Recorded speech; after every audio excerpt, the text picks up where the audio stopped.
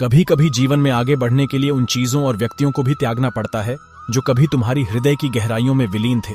मिटाने से मिटते नहीं ये भाग्य के लेख कर्म, अच्छे तू करता चल, फिर ईश्वर की महिमा देख। कोई नहीं देगा तेरा साथ, यहां तुझे लड़ना भी खुद है और संभलना भी खुद है। वह सब कुछ करो जो तुम्हें करना है, लेकिन लालच से नहीं, वासना से नहीं, ईर्ष्या से नहीं, बल्कि प्रेम, करुणा, नम्रता और भक्ति के साथ। भगवान श्री कृष्ण इस अनमोल वचन के माध्यम से कार्य करने की नीयत का उल्लेख करते हैं।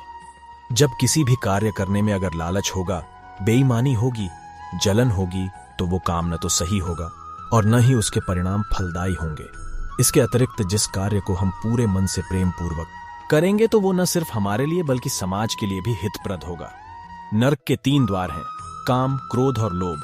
जो व्यक्ति कामी प्रवृत्ति का होता हो, जिसके मन में लोभ होता है और जो अत्यधिक क्रोधी स्वभाव का होता है, उसके लिए नरक के द्वार सदैव खुले होते हैं। अर्थात ऐसे व्यक्ति को तो सिर्फ नरक में ही जगह मिलती है। मैं ही सृष्टि का आदि, मध्य और अंत हूं। भगवान श्री कृष्ण ही इस सृष्टि के पालनहार है। वही इस संसार की शुरुआत थे, वही मध्य और वही अंत होंगे।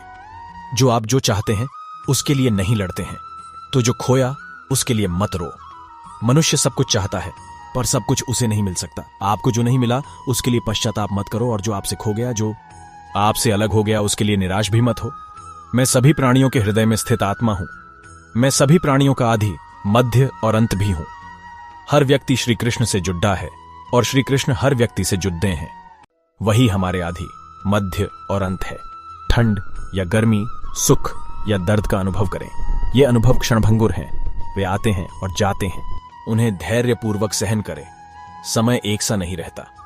आज दुख है तो कल सुख भी आएंगे, और सुख के बाद दुख भी आना स्वाभाविक है। आपको पूरे धैर्य और श्री कृष्ण पर विश्वास के साथ अपना जीवन निर्वाह करना चाहिए। सत्य कभी नष्ट नहीं हो सकता। अच्छा करने से नहीं डरना चाहिए। लोग अक्सर सच कहने से बचते हैं या डरते हैं, पर सत्य कभी छुप आ नहीं सकता और न ही कभी मिट सकता है। कितना भी छुपा लें पर सच तो उजागर हो ही जाएगा। इस शरीर का मोह मत करो। यह तो माटी है, माटी में मिल जाएगा। अमर तो आत्मा है जो परमात्मा में मिल जाएगी। लोग अपने शरीर को सुंदर बनाने में लगे रहते हैं, पर आत्मा की सुंदरता शरीर की सुंदरता से कहीं ज्यादा महत्वपूर्ण है। शरीर तो नश्वर है, मिट्टी ही तो है, तो मिट्टी में ही मिल जाता है, पर आत्मा अमर है। इसीलिए आत्मा की सुंदरता पर ध्यान दो। आत्मा की सुंदरता अपने को श्री कृष्ण में लीन करने में मिलती है। जो हुआ अच्छा हुआ, जो होता है अच्छे के लिए होता है। कभी कभी विपरीत परिस्थितियां हमारी वर्तमान स्थिति को अच्छा करने के लिए आती हैं। मन चंचल है, इसे और संयमित करना कठिन है, लेकिन यह अभ्यास से वश में हो जाता है। मन चंचल होता है, ये इधर उधर भागता है और किसी भी कार्य की एकाग्रता का दुश्मन है। लेकिन यदि यह व्यक्ति के वश में हो जाए तो इससे अच्छा कोई मित्र नहीं है। मन को एकाग्र करना जरूरी है, बस थोड़े से प्रयास और अभ्यास की जरूरत है। मेरे लिए न कोई घृणित है और न ही कोई प्रिय, न कोई निर्धन है और न ही कोई धनी। बस जो भक्ति भाव के साथ मुझे याद करते हैं, मैं उनका हूं और वो मेरे। कृष्ण कोट्स श्री कृष्ण उन्हीं के हैं जो श्री कृष्ण के हैं। भगवान तो बस प्रेम भक्ति के भूखे हैं।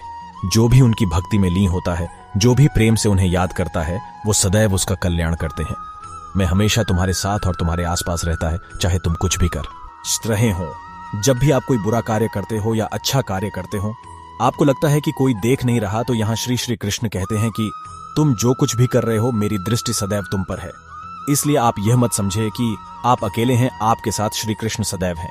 जो कुछ हुआ अच्छे के लिए हुआ, जो हो रहा है अच्छे के लिए हो रहा है, जो होगा वह भी अच्छे के लिए ही होगा।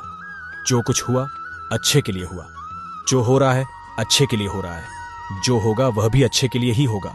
तो सकारात्मक रहो और अपना कर्म करो।